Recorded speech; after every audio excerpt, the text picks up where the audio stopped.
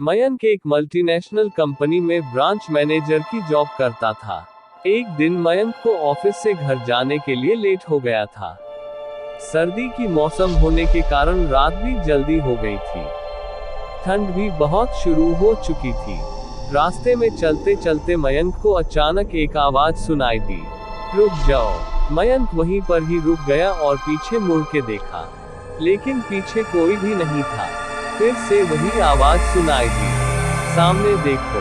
जैसे ही मयंक ने सामने देखा तो उसे जमीन पर कुछ चमकती हुई चीज दिखाई दी। मयंक दौड़ के उस चीज के पास गया और देखा तो यह कोई साधारण चीज नहीं थी बल्कि एक चमकता हुआ हीरा था। उसने वह हीरा अपने हाथ में लिया। उसकी चमक देखकर मयंक की खुशी का पार ना रहा। लेकिन मयंक को कहाँ पता था यह कोई साधारण है या नहीं बल्कि एक मायावी हीरा है। अचानक उस हीरे में से आवाज आई, अगर तुम्हें और हीरे चाहिए तो इस जमीन को खोदो। इस जमीन के नीचे बहुत सारे हीरे हैं। मयंक खुश हो गया। उसने उस हीरे को अपनी जेब में डाला और जमीन खोदना शुरू किया। करीबन 2 फीट खोद काम करने के बाद अचानक मयंक डर के मारे चिल्लाने लगा। इसके कारण उसका संतुलन खो गया और जमीन पर गिर पड़ा, क्योंकि उस गड्ढे में से हीरे मोती नहीं बल्कि किसी इंसान का कटा हुआ सर मिला। अचानक वह सर हवा में उड़ने लगा और बोला, डरो मत, मैं तुम्हें कोई हानि नहीं पहुंचाऊंगा। मैं तुम्हें बहुत सारे हीरे जवेरात भी दूंगा। बस मेरी बात ध्यान से सुनो, मैं जहां जाता हूं वहां मेरे पीछे आओ। फिर वह सिर हवा में उड़ा और जंगल की ओर बढ़ने लगा। करीबन 1 किलोमीटर चलने के बाद वह सिर रुक गया। मयंक भी रुक गया।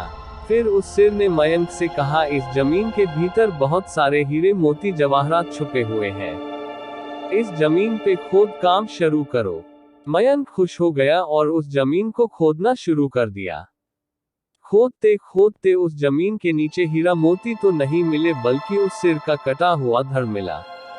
उस सिर ने कहा, अब तुम्हें एक आखिरी काम करना है, उसके बाद मैं तुम्हें मालामाल कर दूंगा। तुम्हें कहीं से भी 1 लोटा खून लाना होगा। मयंक ने बोला, 1 लोटा खून? पर मैं 1 लोटा खून कहाँ से लाऊंगा? उस सिर ने कहा, चलो मेरे साथ। वो डरावना चेहरा मयंक को साथ लेकर थोड़ी दूरी पे गया। वहां उसे एक इंसान को जाते हुए देखा। वो सिर बोला, उस इंसान को मारकर उसका खून ले आओ। मयंक डर गया और बोला, नहीं नहीं, यह मुझसे नहीं होगा। मैं यह नहीं कर सकता। अगर तुमने यह काम नहीं किया तो मैं तुझे बहुत बड़ी मुसीबत में डाल दूंगा। फिर तुम्हारी पूरी जिंदगी नर्क बन जाएगी। मयंक ने हाथ जोड़कर उसे कहा, मुझे माफ कर दो। अगर मैंने उसे मार तो मुझे पुलिस गिरफ्तार कर देगी और मुझे जेल जाना पड़ेगा। उस सिर ने अपने तंत्र मंत्र की शक्ति से एक छुरी और लोटा प्रकट किया और गुस्से से बोला, अगर तुम मेरा यह काम नहीं करोगे तो मैं तुम्हारे पूरे परिवार को मौत के घाट उतार दूंगा। मयंक ने मजबूरी में आकर उस आदमी को मार डाला और उसका खून लेकर उस सिर के पास गया। वो सिर खून को देखकर बहुत खुश हुआ और बोला, यह खून मेरे शरीर पे डाल दे। उस सिर के कहने पर मयंक ने खून को उसके शरीर पे डाल दिया। फिर कुछ ही देर में वो कटा हुआ सिर उस शरीर पे जुड़ गया। यह सब देखकर मयंक की हालत अब खराब होने लगी। वो उस भूत को देखकर काफी डर गया। जैसे ही वो भूत जिंदा हुआ तो जोर जोर से हंसने लगा और डरावनी आवाज में बोला, तुमने बहुत बड़ी गलती कर दी कि तुम्हें मुझे फिर से जिंदा कर दिया। अब मैं सिर्फ तुम्हें ही नहीं बल्कि इस पूरे शहर को मौत के घाट उतार दूंगा। डर के मारे मयंक के मुंह से आवाज भी नहीं निकल रही थी। वो अपने जान बचाने के लिए वहां से दौड़ा, लेकिन उस भूत ने छलांग लगाकर मयंक को जमीन पे गिरा दिया और बोला, मुझे बहुत भूख लगी है, अब मैं तुम्हारा मांस खाऊंगा। जैसे ही उस भूत ने मांस खाने के लिए आगे बढ़ा कि तुरंत ही उसका सिर धड़ से अलग हो गया। मयंक समझ नहीं पाया कि आखिर यह चमत्कार हुआ कैसे। जब मयंक ने पीछे मुड़कर देखा तो एक अघोरी बाबा खड़े थे।